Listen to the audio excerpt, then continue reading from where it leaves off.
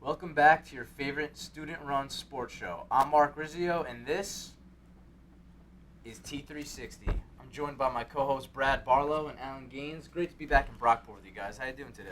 It's definitely great to be back seeing you two, but this guy's a little unrecognizable. I mean, it's the Weekend and Odell Beckham combined. I don't know what you are. Yeah, my grades are unrecognizable. My start to the semester has been a lot like Andrew Luck's start to the season. Man, sorry to hear that. But as you guys know, another crazy week in the world of sports. What'd you read? This weekend, guys, I have witnessed a fan base, the New York Metropolitans, going crazy over a divisional championship. Calm down. You haven't even been to the playoffs in 9 years. So why don't you just focus on getting in the playoffs, being competitive in the playoffs, and then going out there, seeing your young guns go at it. The Mets built this team perfectly. I don't want to see so much bashing of the Mets that we've seen over the years when they do something wrong. Because what? You want another 9 years of that? You don't want that. I'm a Jets fan. I understand. It's tough.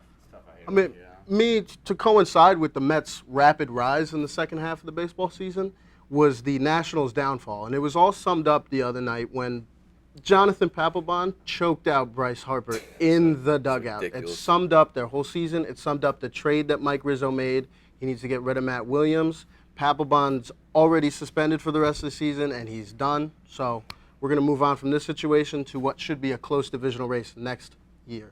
Players are starting to brawl in the dugout, and now fans are starting to brawl at NFL games. It's become a regular thing at Cardinals and 49ers game. For the second year in a row, there's been a fight at halftime, and it wasn't as bad as last year where there was gruesome injuries and there's a lawsuit, but there's still a brawl, guys sucker punching, and your team sucks. You got to deal with it like a man. You can't get a little alcohol in you and start throwing punches at people. Fans are acting like frat boys instead of going to a football game. It's ridiculous, man. Out there, but great stories from both of you guys. But it's time for this week's Point of Contention. So there's been a lot of sloppy plays in the NFL this far in regards to offensive cohesion and overall play by position players. What should be done to make sure these players and teams are ready to go when Week 1 hits? Let me start off with this. Two-a-days are key. Limiting those two-a-days and just having guys at the facility watching film and lifting weights all day isn't helping you get better on the field.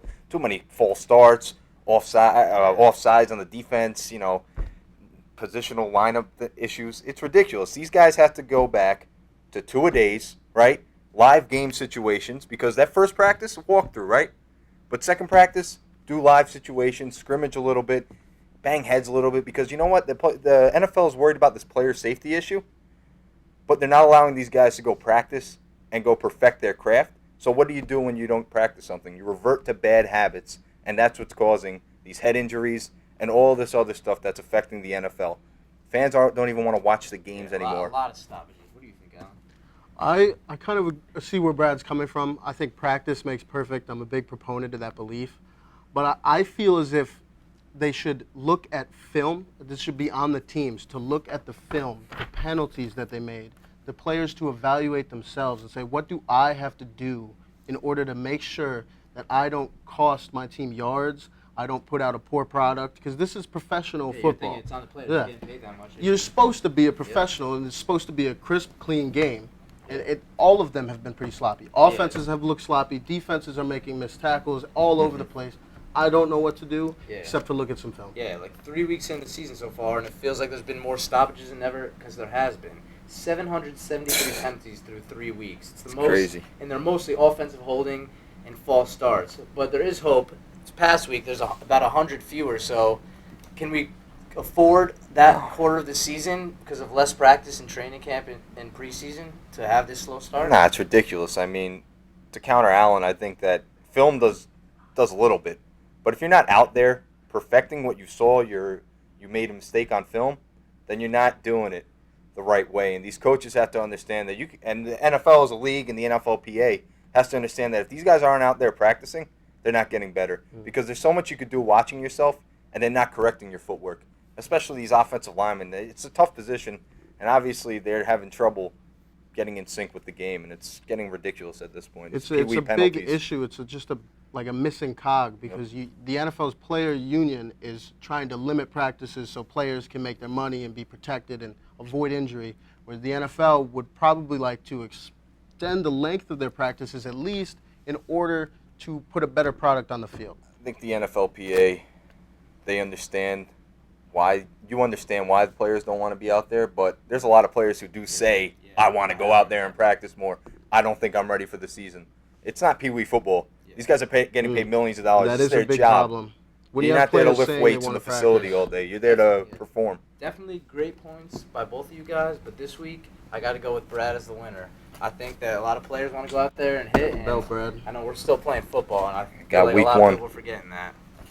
But now it's time for this week's Marshawn Lynch Lightning Round. This is the segment of the show where I throw rapid-fire questions at these guys, and they answer them in Marshawn Lynch post-game press conference fashion. All right, let's go. Who's your pick to make a run in the MLB playoffs? Blue Jays. Mets. Who has been the most disappointing team in the NFL thus far? Colts. Ravens.